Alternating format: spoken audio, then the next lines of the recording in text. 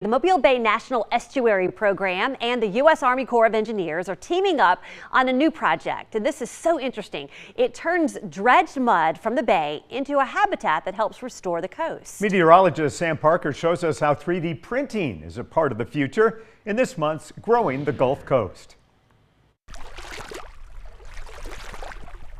Every year, tons of sediment are dredged out of Mobile's waterways to keep the channels navigable. A lot of it ends up stockpiled or disposed of. But now, some of that mud is getting a second purpose. So this is a really innovative solution so that we can use our native soil that's in our navigation channel, that native sediment that's coming down the rivers. We're excited about this project because it provides us an opportunity to use that fine-grained sediment. For the first time in the region, dredged sediment from the Mobile River is being used to make 3D printed artificial reefs. The research was designed by the U.S. Army Corps engineers and printed at the Army Engineering Research and Development Center in Vicksburg, Mississippi. Basically, the material doesn't move. It's fairly solid as it sits there. We've all sculpted clay with our hands before. The real challenge is extruding it through a printer. We have to get enough force behind it, enough shear force that it can come out and then form the structure. And why 3D printing again? It's really for the design freedom. You can print any type of structure that looks like a reef. You can print something that looks like a raindrop. This is all printed dredged sediment. So really the hard part was getting it to come through the nozzle, and you need about 50% clay so that you can solidify when you add heat. The domes are shaped like natural reef forms, where oysters, crabs, and small marine creatures can shelter and grow.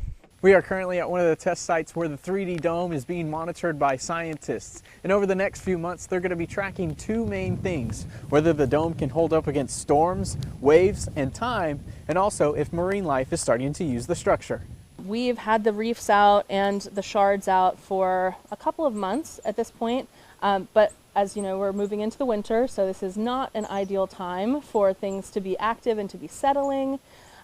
So it might take a little bit of time. This is the early stages of testing this material, but so far we have some pretty promising results. It's still in one piece, which is great.